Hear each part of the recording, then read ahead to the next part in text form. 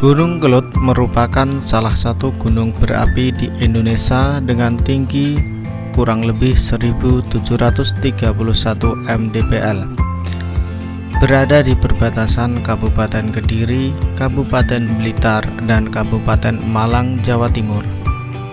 Sebagai salah satu gunung berapi paling aktif, Gunung Kelud sudah meletus lebih dari 30 kali sejak tahun 1000 Masehi dengan kekuatan letusan terbesar 5 VEI. Ketika danau kawah yang eksotis menjadi kubah lava atau anak Gunung Kelud, popularitas wisata Gunung Kelud tetap berada pada tempatnya hingga akhirnya meletus pada tahun 2014. Dampak letusan terakhirnya pada tahun 2014 berhasil melumpuhkan Jawa serta menciptakan sebuah rute pendakian yang mengundang para penggiat alam bebas untuk mencoba sensasi jalur pendakian Gunung Kelud. Arti nama dari Gunung Kelud. Gunung Kelud atau Kelut dalam bahasa Jawa berarti sapu, sedangkan dalam bahasa Belanda disebut Kloot, Klot, Klot atau Kloete.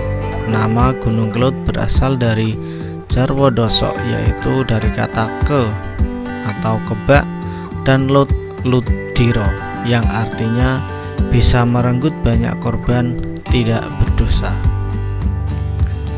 Legenda Gunung Kelud tak pernah lepas dari cerita Lembu Suro.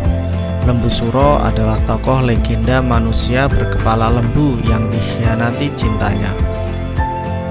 Dalam video ini akan banyak beberapa versi yang menceritakan tentang asal mula sumpah Lembu Suro. Yang pertama, Dewi Kilisuci adalah putri Jenggolo Manik yang cantik jelita. Karena kecantikannya, dia dilamar oleh dua orang raja yang bukan dari bangsa manusia. Satu berkepala lembu bernama Raja Lembu Suro, satu lagi berkepala kerbau bernama Raja Mahesasuro.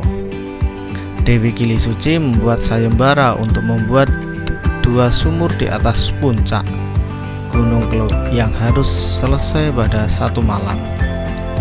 Kedua sumur itu harus berbau amis dan wangi. Karena kesaktiannya Lembu Suro dan Mahesasuro, mereka berhasil menuruti permintaan Dewi Kilisuci. Namun Dewi Kilisuci tidak mau diberi istri. Akhirnya Dewi Kilisuci menyuruh mereka membuktikan bahwa kedua sumur tersebut berbau amis dan asin dengan cara masuk ke dalam sumur. Ketika Lembu Suro dan Mahesasuro masuk ke dalam sumur, para prajurit Jenggolo segera menimbun keduanya. Itu adalah cerita Sumpah Lembu Suro pada versi yang pertama. Untuk versi yang kedua, yaitu Raja Brawijaya mengadakan sayembara untuk mencari suami putrinya yang bernama Dyah Ayu Pusparani. Lembu Suro adalah makhluk berkepala lembu yang datang dalam sayembara. Syarat yang diajukan adalah membuat sumur dalam waktu semalam, yang akhirnya bisa diselesaikan oleh Lembu Suro. Karena tidak mau diberistri, para prajurit Majapahit pun menimbun Lembu Suro yang sedang menggali sumur. Untuk yang versi yang ketiga, Raja Brawijaya mengadakan sayembara untuk mencari suami putri Dyah Ayu Pusparani, yaitu barang siapa berhasil merentang busur sakti Kiai Garudoyekso dan mengangkat gong Kiai Sekar Delimo, maka orang itu berhak memberi istri putrinya. Makhluk berkepala lembu bernama Lembu Suro berhasil dalam sayembara, dan untuk menepati janji, maka raja akan menikahkan mereka. Putri Dyah Ayu Pusparani yang tidak mau diberi istri mengakali Lembu Suro, yaitu meminta dibuatkan sumur di atas Gunung Kelud untuk mandi mereka berdua setelah menikah nanti. Namun sumur harus jadi dalam waktu semalam. Lembu Suro segera menggali sumur dengan tanduknya, dan setelah galian cukup dalam, para prajurit menimbun sumur dengan tanah dan bebatuan yang sangat besar. Ketika ditimbun di dalam sumur, Lembu Suro masih sempat meminta tolong, namun tidak ada yang menghiraukan itu, dan Saat tertimbun, keluarlah suara sumpah lembu suro, yaitu sumpahnya adalah sebagai berikut. Yoh, Kediri besok bakal petuk piwalesku sing makaping yaiku Kediri bakal dadi kali, Blitar dadi latar, Tulung Agung bakal dadi gedung. Yang berarti dalam bahasa Indonesianya, wahai orang-orang Kediri, suatu saat akan mendapatkan balasanku yang sangat besar. Kediri bakal jadi sungai, Blitar jadi daratan, Tulung Agung menjadi perairan dalam.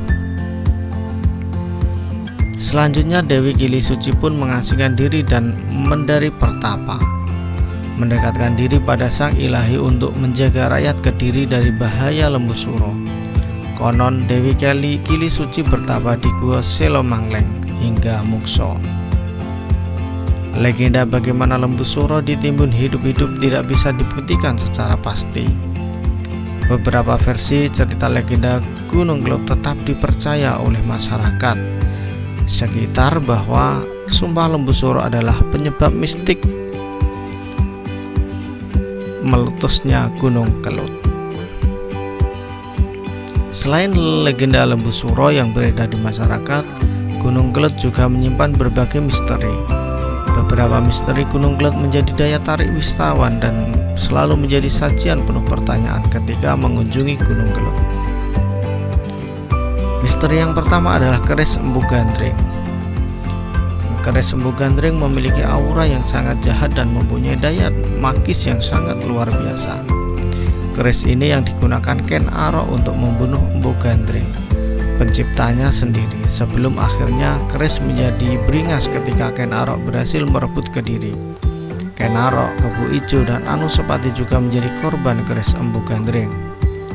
Konon Raja Hayam Wuruk, Raja Majapahit saat itu, berniat menghancurkan aura jahat keris Empu Gandring dari Raja Wisnuwadono, yaitu Raja Singosari. Keris ini akhirnya harus diberingas di kawah Gunung Kelud untuk memutus rantai kutukan itu.